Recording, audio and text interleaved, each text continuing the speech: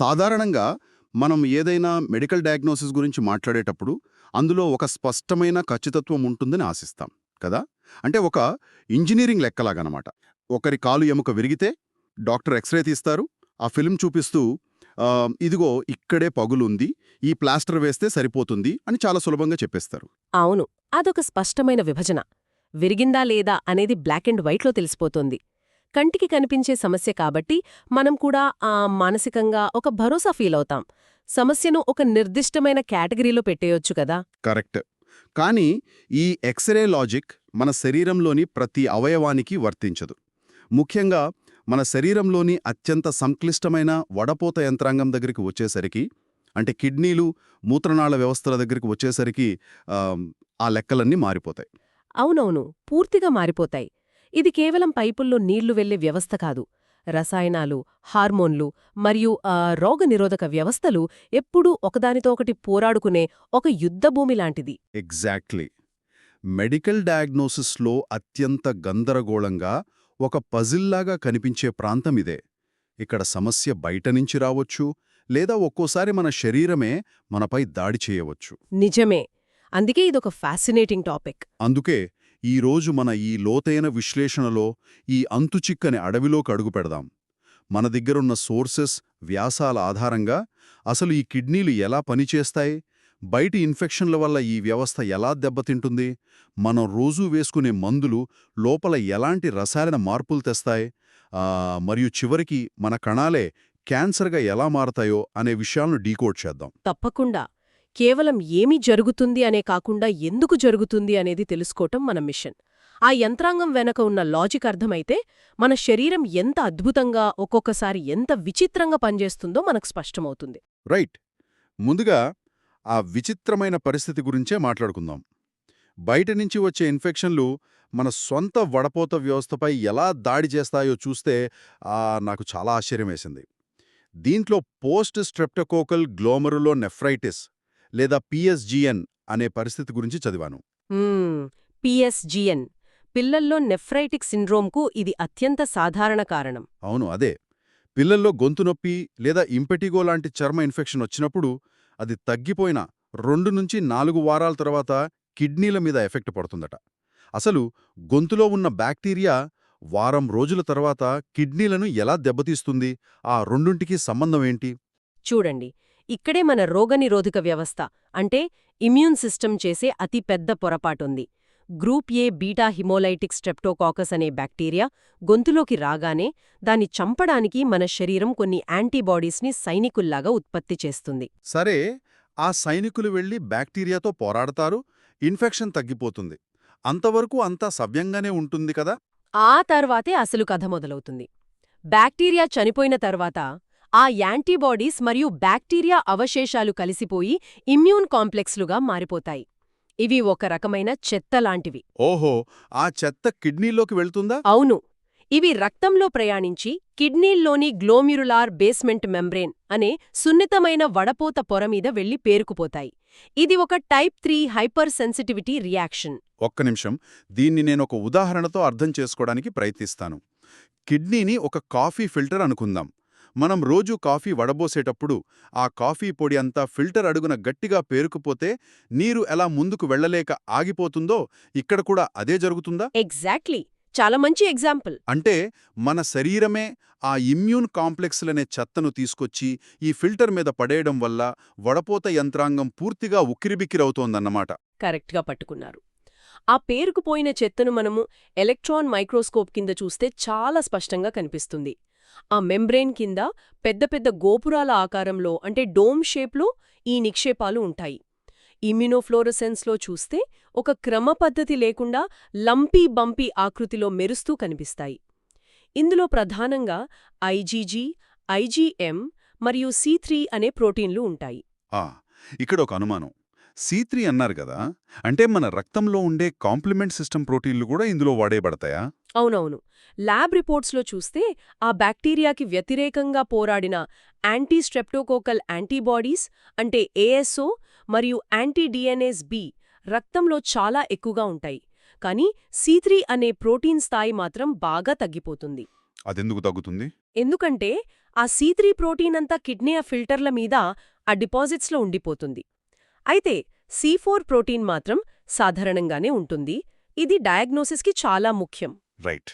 మరి ఫిల్టర్ అలా దెబ్బతింటే బయట కనిపించే లక్షణాలెలా ఉంటాయి? ఫిల్టర్ చిరిగిపోవడం వల్ల మూత్రంలోకి ఎర్ర రక్త కణాలు లీకవుతాయి. దీన్నే హెమట్యూలియా అంటారు. మూత్రంలో రెడ్ బ్లడ్ సెల్ కాస్ట్లు కనిపిస్తాయి. కొద్దిపాటి ప్రోటీన్ కూడా లీకవడం వల్ల శరీరంలో నీరు చేరి కళ్ల చుట్టూ వాపు వస్తుంది. బీపీ కూడా పెరుగుతుంది. అంటే పిల్లలు ఈ సమస్య నుంచి బయటపడతారా? అదృష్టవశాత్తు పిల్లలు త్వరగానే కోలుకుంటారు. కానీ పెద్దవారికిది వస్తే మాత్రం ప్రాగ్నోసిస్ అంత బాగా ఉండదు. దీర్ఘకాలికంగా హైపర్టెన్షన్ లేదా మూత్రపిండాల వైఫల్యం వచ్చే ప్రమాదం ఎక్కువగా ఉంటుంది. అంటే బ్యాక్టీరియా వల్ల ఇమ్యూన్ సిస్టమ్ కన్ఫ్యూజ్ అయింది సరే, మరి ఎలాంటి బ్యాక్టీరియా లేకుండానే మన శరీరం తన స్వంత ఫిల్టర్ల మీద దండెత్తే అవకాశముందా? సిస్టమిక్ లూపస్ ఎరిథమాటోసస్లో ఇలాగే జరుగుతోందని ఎక్కడో చదివాను. అవునండి. SLE అనేది కూడా టైప్ 3 రియాక్షనే. కాకపోతే ఎక్కడ శత్రువు బయటనుంచి రాడు.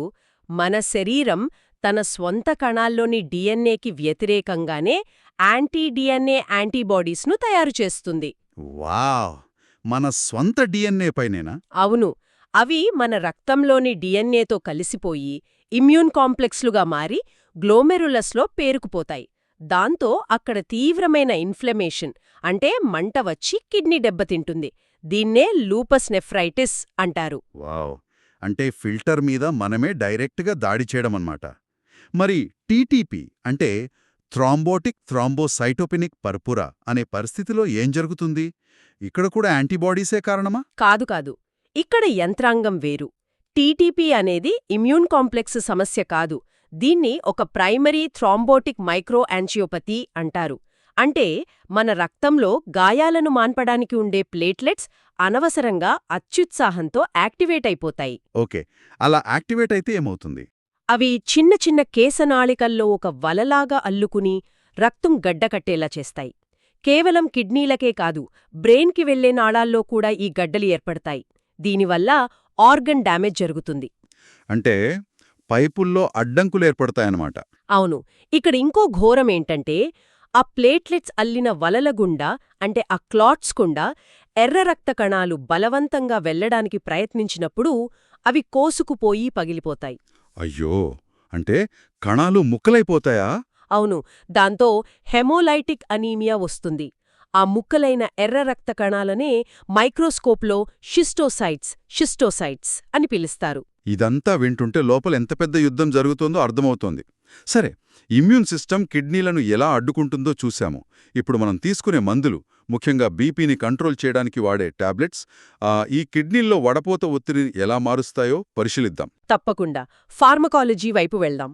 ఉదాహరణకు ఏస్ ఇన్హిబిటర్స్ ఎలా పనిచేస్తాయి? దీన్ని అర్థం చేసుకోవాలంటే శరీరం హార్మోన్ల ద్వారా వడపోత రేటును అంటే GFRను ఎలా మెయింటైన్ చేస్తుందో తెలియాలి. మన శరీరంలో యాంజియోటెన్సిన్ 2 అనే ఒక హార్మోన్ ఉంటుంది. దీని పని ఏంటంటే కిడ్నీ నుంచి రక్తాన్ని బయటకు తీసుకువెళ్లే నాళాన్ని అంటే ఎఫెరెంట్ ఆర్టీరియోల్ను కాస్త కుచించుకునేలా చేయడం. ఒక్క నిమిషం. దీన్ని నేనొక నీటి పైపుతో పోల్చి చూస్తాను. మనింట్లో ఒక నీటి పైపుంది.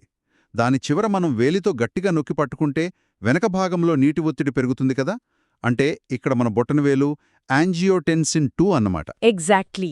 Perfect analogy. అది ఎఫరెంట్ ఆర్టీరియోల్ను అంటే పైపు చివరను నొక్కి పట్టుకోవడం వల్ల కిడ్నీ లోపల వడపోత ఒత్తిడి పెరుగుతుంది. ఇప్పుడు మనం ఏస్ ఇన్హిబిటర్స్ వేసుకుంటే ఏమవుతుంది? పైపు మీదున్న వేలు తీసేసినట్లవుతుంది. ఏస్ ఇన్హిబిటర్స్ యాంజియోటెన్సిన్ 2 స్థాయిలను తగ్గిస్తాయి. దాంతో ఆ ఎఫరెంట్ ఆర్టీరియోల్ వ్యాకోచించి వెడల్పుగా మారుతుంది. కిడ్నీలో వడపోత ఒత్తిడి తగ్గిపోయి గ్లోమెరులార్ ఫిల్ట్రేషన్ రేట్ పడిపోతుంది. రైట్. అయితే మామూలు వాళ్లకు ఇది బీపీ తగ్గడానికి పనికొస్తుంది. కానీ రెండు వైపుల రక్తనాళాల్లో పూడికలున్న వాళ్లకు అంటే బైలాటరల్ రీనల్ ఆర్టరీ స్టెనోసిస్ ఉన్న రోగులకు ఈ మందులు ప్రాణాంతకమని ఎక్కడో చదివాను. అది ఎందుకు? అది చాలా ఇంపార్టెంట్ పాయింట్. ఎందుకంటే వాళ్లకిప్పటికే కిడ్నీలకు రక్తం రావడం చాలా తక్కువగా ఉంటుంది. అంటే పైపుకి మొదట్లోనే నీరు రావడం లేదు.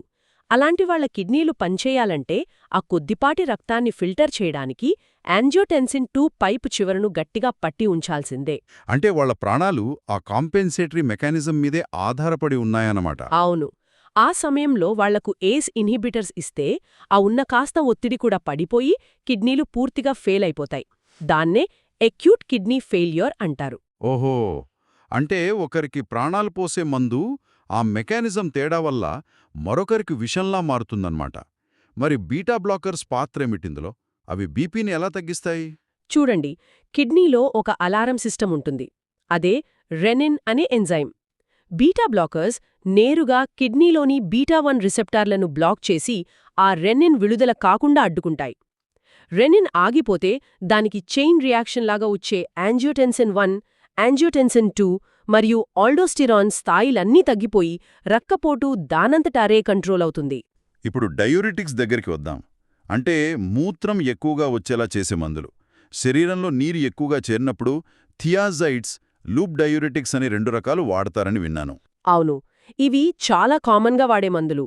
ఈ 2 ద్రవాలను బయటకు పంపిస్తాయి, రెనిన్ ఆల్డోస్టిరాన్ వ్యవస్థను ప్రేరేపిస్తాయి, పొటాషియంని తగ్గిస్తాయి అని తెలుసు. దీనివల్ల హైపోకలేమియా, మెటబాలిక్ ఆల్కలోసిస్ వస్తాయి.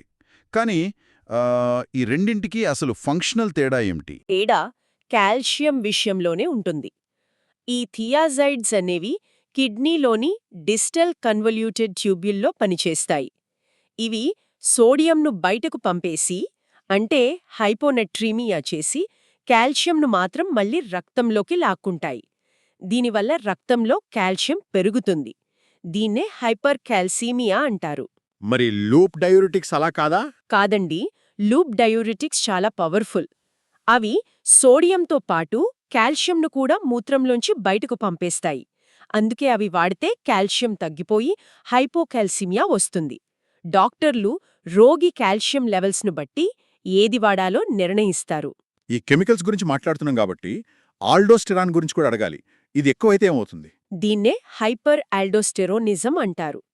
ఈ హార్మోన్కి ఒక విచిత్రమైన అలవాటుంది. ఇది సోడియంని ఎట్టి పరిస్థితిలోనూ వదలకుండా దాచుకుని పొటాషియంని బయటకు తోసేస్తుంది. అంటే బీపీ పెరుగుతుందన్నమాట. విపరీతంగా పెరుగుతుంది. అలాగే కండరాల బలహీనత వస్తుంది. ఇందులో 2 రకాలుంటాయి. ప్రైమరీ, దీన్నే కార్న్స్ సిండ్రోమ్ అంటారు. ఇందులో కిడ్నీల తప్పు లేకుండానే ఒక చిన్న కణితి వల్ల ఆల్డోస్టెరాన్ పెరుగుతుంది. అప్పుడు మన శరీరం బీపీని తగ్గించడానికి రెనిన్ లెవెల్స్ని ఆపేస్తుంది. కాబట్టి ప్రైమరీలో రెనిన్ తక్కువగా ఉంటుంది. దీనికి స్పిరోనోలాక్టోన్ లేదా ఎప్లెరెనోన్ లాంటి మందులు వాడతారు. మరి సెకండరీ అంటే? సెకండరీలో సమస్య కిడ్నీకి రక్తం అందకపోవడం లేదా కణితులుండటం. అప్పుడు కిడ్నీ తానే స్వయంగా రెనిన్ని ఎక్కువగా ఉత్పత్తి చేస్తుంది. కాబట్టి ఇందులో రెనిన్ స్థాయిలు ఎక్కువగా ఉంటాయి. రైట్.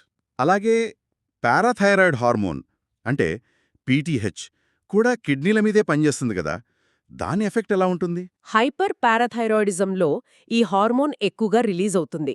ఇది కిడ్నీ దగ్గరికి వెళ్లి ఒకటే చెప్తుంది, కాల్షియంని బయటకు పోనివద్దు, ఫాస్ఫేట్ని మాత్రం ఉంచొద్దు అని. దాంతో కిడ్నీ కాల్షియంని లాక్కుని రక్తంలో పెంచుతుంది, ఫాస్ఫరస్ని మూత్రంలో పంపేస్తుంది. సరే, ఇప్పుడు దాకా రసాయనాలు, హార్మోన్లు, మందులు మన కిడ్నీల వడపోతును ఎలా మారుస్తాయో చూశామో, ఇప్పుడు భౌతికమైన నష్టాల గురించి, అంటే పైపులు పగిలిపోవటం లేదో మూసుకుపోవటం లాంటి సమస్యల గురించి మాట్లాడుకుందాం. గుండెలో ఏదైనా ప్రాబ్లం ఉంటే అది కిడ్నీని భౌతికంగా ఎలా దెబ్బతీస్తుంది? ఒకవేళ ఎవరికైనా ఏట్రియల్ ఫిబ్రిలేషన్ ఉందనుకోండి, అంటే గుండె లయ తప్పి కొట్టుకోవటం, అప్పుడు గుండెలో చిన్న చిన్న రక్తపు గడ్డలేర్పడతాయి. ఆ గడ్డలు రక్త ప్రవాహంలో కొట్టుకుంటూ వచ్చి కిడ్నీకి రక్తాన్ని సరఫరా చేసే నాళాల్లో ఇరుక్కుపోతాయి. దీన్నే రీనల్ ఇన్ఫార్క్షన్ అంటారు. ఓ, అంటే కిడ్నీకి ఆక్సిజన్ కట్ అయిపోతుందన్నమాట. అవును. ఆక్సిజన్ అందకపోయేసరికి కిడ్నీ భయపడిపోయి బీపీని పెంచడానికి రెనిన్ని విపరీతంగా రిలీజ్ చేస్తుంది. పేషెంట్కి విపరీతమైన నడుము నొప్పి, వికారం వస్తాయి. దీన్ని మనం బయటకి తీసి చూస్తే, అంటే గ్రాస్ పాథాలజీలో చూస్తే, రక్త ప్రసరణ లేక చనిపోయిన కణజాలం ఒక పసుపు తెలుపు రంగులో వెడ్జ్ ఆకారంలో స్పష్టంగా కనిపిస్తుంది. భయానకం. భౌతిక నష్టాల గురించి మాట్లాడుతున్నాం కాబట్టి నాకింకో విషయం గుర్తొచ్చింది. మనం తలనొత్తి వచ్చినా, ఒళ్ళు నొప్పులొచ్చినా చాలా క్యాషువల్గా పెయిన్ కిల్లర్స్ వాడేస్తుంటాం కదా. కానీ అవి మోతాదు మించితే కిడ్నీ లోపలి భాగాలు కుళ్ళిపోయి మూత్రంలో బయటకు వస్తాయని ఎక్కడో చదివాను. అది నిజమేనా? మీరు చెప్పింది అక్షరాలా నిజం. దీన్నే రీనల్ పాపిలరీ నెక్రాసిస్ అంటారు. కిడ్నీ లోపల ఉండే పాపిల్లే అనే భాగాలు చనిపోయి మూత్రంలో ముక్కలు ముక్కలుగా రాలిపోతాయి. వాట్? అసలు పెయిన్ కిల్లర్స్కి అంత పవర్ ఉంటుందా? అవును. ఎన్ఎస్ఏఐడీస్ అంటే ఈ నొప్పి నివారణ మందులు కిడ్నీ లోపలి భాగాలకు రక్త ప్రసరణను తగ్గించేస్తాయి. అవి దీర్ఘకాలం వాడితే ఆ భాగాలు ఆక్సిజన్ లేక కుళ్ళిపోతాయి. కేవలం పెయిన్ కిల్లర్స్ మాత్రమే కాదు, సికిల్ సెల్ డిజీజ్ ఉన్నా లేదా అదుపులో లేని డయాబెటీస్ ఉన్నా కూడా ఇలా జరగవచ్చు. దీనివల్ల విపరీతమైన నొప్పి, మూత్రంలో రక్తం వస్తాయి. ఇప్పుడు మూత్రాశయం అంటే బ్లాడర్ దగ్గరికొద్దాం. బ్లాడర్ ట్రామా అంటే మూత్రాశయ గాయం. ఒకవేళ ఎవరైనా మూత్రం ఆపుకొని బ్లాడర్ నిండుగా ఉన్నప్పుడు యాక్సిడెంట్ అయ్యి పొట్టికడుపు మీద గట్టిగా దెబ్బ తగిలితే ఏమవుతుంది? బ్లాడర్ నిండుగా ఉన్నప్పుడు అదొక ఉబ్బిన బెలూన్లాగా పెరిటోనియల్ క్యావిటీ పైభాగానికి వస్తుంది. దాని పైభాగాన్ని డోమ్ అంటారు. అప్పుడు పొత్తికడుపు మీద గట్టిగా దెబ్బ తగిలితే ఆ ప్రెషర్కి ఆ డోమ్ పగిలిపోతుంది. పగిలిపోతుందా? అంటే మూత్రమంతా? అవును, మూత్రమంతా ఉదర కుహరంలోకి అంటే ఇంట్రాపెరిటోనియల్ క్యావిటీలోకి లీక్ అయిపోతుంది. ఇది తక్షణమే సర్జరీ చేయాల్సిన మెడికల్ ఎమర్జెన్సీ. బాబోయ్, ఇది వినడానికి చాలా ఆందోళనగా ఉంది. ఇక మూత్ర సమస్యల్లో ఇంకొక ప్రధానమైనవి మూత్ర నిలుపుదల అంటే యూరినరీ రిటెన్షన్ మరియు ఆపుకోలేకపోవడం అంటే ఇంకంటినెన్స్. వీటి గురించి చెప్పండి. ఓవర్ యాక్టివ్ బ్లాడర్ ఉన్నవాళ్లలో మూత్రాశయం కండరం, దాన్నే డెట్రుసర్ అంటారు, అది తనంతట తానే అస్థిరంగా సంకోచిస్తుంది. దాంతో వాళ్లు మూత్రం ఆపుకోలేరు. దాన్ని శాంతపరచడానికి మిరాబెగ్రాన్ అనే మందు వాడతారు. ఇది బీటా-3 అగోనిస్ట్. ఇది కండరాన్ని రిలాక్స్ చేసి మూత్రాన్ని ప్రశాంతంగా స్టోర్ చేసుకునేలా చేస్తుంది. రైట్. మరి కొన్ని సర్జరీల తర్వాత పేషెంట్స్కి మూత్రం రావడం ఆగిపోతుంది కదా, అంటే మూత్రం నిలిచిపోతుంది. అదెందుకు జరుగుతుంది? అక్కడ అడ్డంకి ఏమైనా ఉంటుందా? సాధారణంగా అడ్డంకి ఏమీ ఉండదు. మత్తుమందుల వల్ల, సర్జరీ ప్రభావం వల్ల బ్లాడర్ తాత్కాలికంగా మొద్దుబారిపోతుంది, రిఫ్లెక్స్ ఆగిపోతుంది. దీన్నే నాన్ అబ్స్ట్రక్టివ్ రిటెన్షన్ అంటారు. అప్పుడు ఆ కండరాన్ని తిరిగి పనిచేయించడానికి బిథానికోల్ అనే మందు ఇస్తారు. ఇది మస్కారినిక్ అగోనిస్ట్, చొలినోమిమెటిక్స్. ఇది మూత్రాశయాన్ని గట్టిగా పిండేలా చేస్తుంది. వినడానికి బావుంది. సర్జరీ తర్వాత ప్రాబ్లం సాల్వ్ అయినట్లే కదా? అక్కడే ఒక చిన్న చిక్కుంది. ఈ మందుకి అంత తెలివి లేదు. ఇది కేవలం మూత్రాశయాన్ని మాత్రమే కాకుండా శరీరంలోని అన్ని స్మూత్ మజిల్స్ని పిండేస్తుంది. అంటే సైడ్ ఎఫెక్ట్స్ వస్తాయా? విపరీతమైన సైడ్ ఎఫెక్ట్స్. కడుపులోని కండరాలు సంకోచించి కడుపు నొప్పి, పేగులు కదలడం వల్ల అతిసారం వస్తుంది. అలాగే ఊపిరితిత్తుల కండరాలు బిగుసుకుపోయి ఊపిరాడకపోవడం, విపరీతమైన చెమట, లాలాజలం కారడం లాంటి సైడ్ ఎఫెక్ట్స్ అన్నీ వస్తాయి. ఓహో, ఒక సమస్యను పరిష్కరించబోతే శరీరం మొత్తం ప్రతిస్పందిస్తోందన్నమాట. ఇక హాస్పిటల్స్లో మూత్రనాళ ఇన్ఫెక్షన్లు అంటే యూటీఐలు ఎక్కువగా రావడానికి క్యాథెటర్లే కారణమంటారు కదా? అవును, క్యాథెటర్ బయటి బ్యాక్టీరియాని నేరుగా బ్లాడర్లోకి తీసుకెళ్లే ఒక వంతెనలా పనిచేస్తుంది.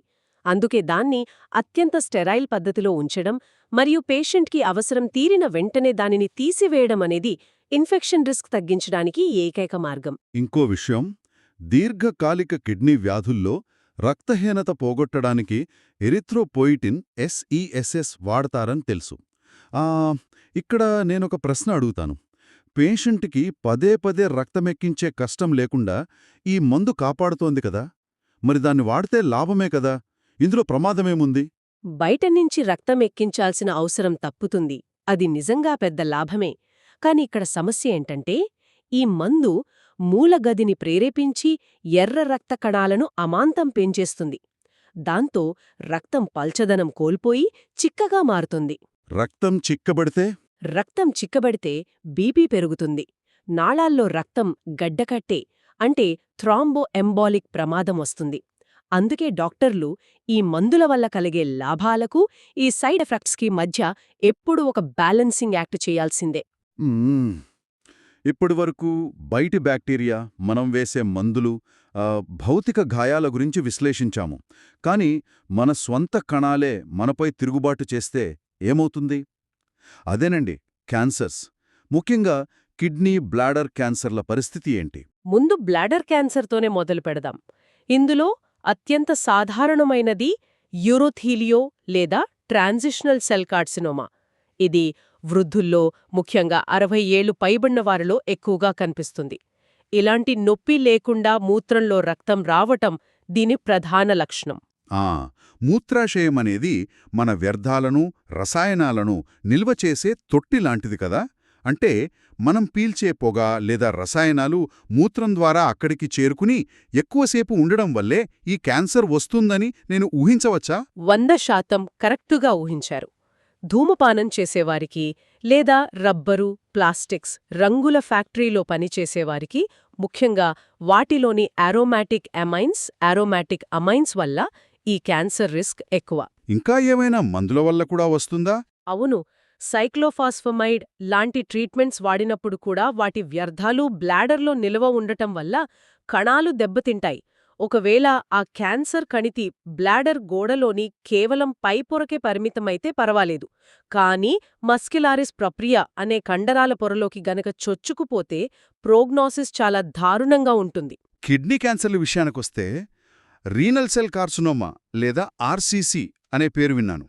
ఇందులో మళ్ళీ క్లియర్ సెల్ కార్సినోమా అనేది ప్రాక్సిమల్ ట్యూబ్యూల్ కణాల నుంచి వస్తుందట. అసలు మైక్రోస్కోప్ కింద చూస్తే ఈ కణాలు ఖాళీగా ఎందుకు కనిపిస్తాయి? అదొక ఆసక్తికరమైన సైంటిఫిక్ ఇల్యూజన్ అని చెప్పొచ్చు. ఆ క్యాన్సర్ కణాల్లో లిపిడ్స్ అంటే కొవ్వులు మరియు గ్లైకోజన్ చాలా ఎక్కువగా ఉంటాయి. అయితే ల్యాబ్లో వాటిని స్లైడ్ మీద పెట్టి రసాయనాలతో కడిగే ప్రాసెస్లో ఆ కొవ్వులు కరిగిపోయి కొట్టుకుపోతాయి. ఓహో, అందుకే క్లియర్ స్పేసెస్ లాగా కనిపిస్తాయా? అవును, మైక్రోస్కోప్ కింద అవన్నీ లోపల ఖాళీగా ఉన్న బుడగల్లా కనిపిస్తాయి. అయితే బయటనుంచి కంటితో చూస్తే మాత్రం ఈ కణితి పసుపు రంగులో గోల్డెన్ యెల్లోగా ఉంటుంది. మరి ఇది కేవలం కిడ్నీకే పరిమితమవుతుందా లేక రక్తనాళాల్లో కూడా చొచ్చుకుపోతుందా? ఇది చాలా ఉగ్రమైన క్యాన్సర్. ఇది కిడ్నీని దాటి రీనల్ సిరా అంటే రీనల్ వెయిన్ లోకి చొచ్చుకుపోతుంది. అక్కడ్నుంచి ఏకంగా గుండెకు రక్తాన్ని తీసుకెళ్లే అతిపెద్ద సిర అయిన ఇన్ఫీరియర్ వెనాకావాలోకి చొచ్చుకుపోయి అడ్డుపడుతుంది. బాబోయ్, అది మూసుకుపోతే? ఆ పైపు మూసుకుపోవడం వల్ల పేషెంట్కి 2 కాళ్లలో విపరీతమైన వాపు వస్తుంది. పొత్తికడుపుపై సిరలు ఉబ్బడం స్పష్టంగా కనిపిస్తుంది. ఇక్కడ నేనొక విచిత్రమైన విషయం గమనించాను. కిడ్నీల బాధ్యత హార్మోన్లను ఉత్పత్తి చేయడం గదా. ఉదాహరణకు రక్తహీనత వస్తే కిడ్నీ ఎరిథ్రోపోయిటిన్ ఉత్పత్తి చేసి మన ప్రాణాలను రక్షిస్తుంది. మరి ఒకవేళ కిడ్నీ క్యాన్సర్ వస్తే ఆ క్యాన్సర్ కణాలు కూడా ఈ హార్మోన్లను ఉత్పత్తి చేయగలవా? ఎగ్జాక్ట్లీ. మీరడిగింది పారానియోప్లాస్టిక్ సిండ్రోమ్స్ అనే అరుదైన మరియు ప్రమాదకరమైన పరిస్థితి గురించి. ఆ క్యాన్సర్ కణాలు కూడా హార్మోన్లను ఉత్పత్తి చేస్తాయి, కానీ మనకు మేలు చేయడానికి కాదు. అవి వ్యవస్థను హైజాక్ చేసి అడ్డగోల్గా ఎరిథ్రోపోయిటిన్ని ఉత్పత్తి చేస్తే ఎర్ర రక్త కణాలు విపరీతంగా పెరిగిపోయి రక్తం గడ్డగడుతుంది. దీన్నే ఎరిథ్రోసైటోసిస్ అంటారు. మరి వేరే హార్మోన్లు రిలీజ్ అయితే? ఒకవేళ అవి పీటీహెచ్ఆర్పీ అనే హార్మోన్ని రిలీజ్ చేస్తే రక్తంలో కాల్షియం ప్రమాదకర స్థాయికి పెరుగుతుంది. అంటే హైపర్ కాల్సిమియా వస్తుంది. మరి ఈ క్యాన్సర్ని ముందుగా గుర్తుపట్టడం ఎలా? లక్షణాలేమైనా ఉంటాయా? సిద్ధాంతపరంగా అయితే మూత్రంలో రక్తం రావడం, పొత్తికడుపులో చేతికి ఒక గడ్డలాగా తగలడం, నడున్నొప్పి అనే ఒక త్రయం వస్తుందని చెప్తారు. కానీ ప్రాక్టికల్గా చూస్తే ఈ 3 లక్షణాలు ఒకేసారి కేవలం 10% కేసుల్లో మాత్రమే కనిపిస్తాయి.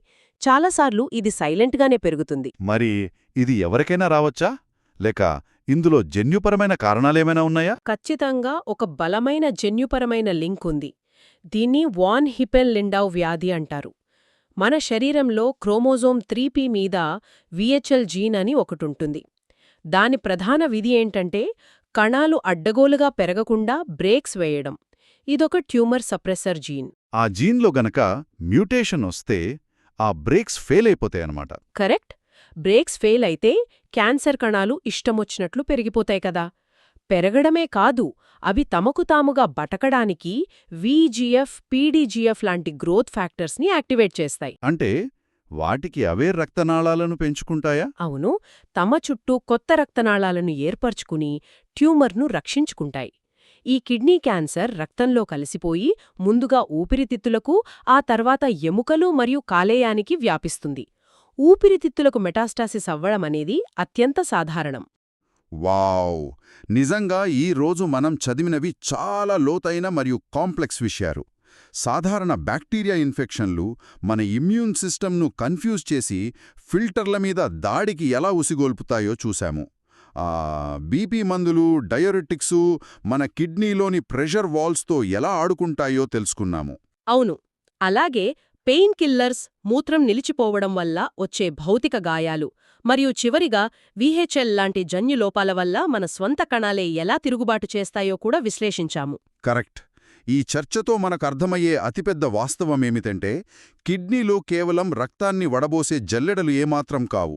అవి రసాయనాలను, రక్తపోటును, ఎలక్ట్రోలైట్స్ను, హార్మోన్లను అహర్నిశలు సమతుల్యం చేసే అత్యంత అద్భుతమైన, చురుకైన కెమికల్ ల్యాబొరేటరీలు. నిజమే. బహుశా శరీరంలో ఇంత కాంప్లెక్స్ సిస్టమ్ ఇంకోటి ఉండదంటే అతిశయోక్తి కాదు. నాకైతే కిడ్నీల పట్ల గౌరవం పదింతలు పెరిగింది. అయితే ముగించే ముందు వినేవాళ్లకొక చిన్న ఆలోచన. మొదట్లో మనం ఎక్స్రే మెషిన్లోని స్పష్టత గురించి మాట్లాడుకున్నాం కదా. ఒకసారి భవిష్యత్తును ఊహించుకోండి. మన టెక్నాలజీ ఎంతగా పెరగాలంటే ఈ VHL లాంటి జన్యుపరమైన లోపాలను అవి క్యాన్సర్గా మారకముందే ముందుగానే కనుక్కొని సరిదిద్దగలిగే స్థాయికి వెళ్ళాలి. అవును. లేదా మన ఇమ్యూన్ సిస్టమ్ చేసే పొరపాట్లను తట్టుకునేలా. ఎగ్జాక్ట్లీ. ఆ చెత్త డిపాజిట్లకు బ్లాక్ అవ్వని ఒక కృత్రిమ, అంటే బయో ఇంజనీర్డ్ వరపోత యంత్రాంగాన్ని మనం సృష్టించగలిగితే అప్పుడు కిడ్నీ డయాగ్నోసిస్ కూడా ఆ ఎక్స్రేలాగే ఎంత సింపుల్గా మారుతుందో కదా. వైద్యరంగం ముఖచిత్రమే మారిపోతుంది. ఖచ్చితంగా మారిపోతుంది. అదొక అద్భుతమైన భవిష్యత్తు. ఈ సరికొత్త భవిష్యత్ ఆలోచనతో ఇవాల్టి మన ఈ లోతైన విశ్లేషణను ముగిద్దాం. మాతో పాటు ఈ సమాచార ప్రయాణంలో చివరి వరకు ఉన్నవారందరికీ ధన్యవాదాలు. ఎప్పుడూ కొత్త విషయాలు నేర్చుకోవాలనే మీ ఆసక్తిని ఇలాగే కొనసాగించండి.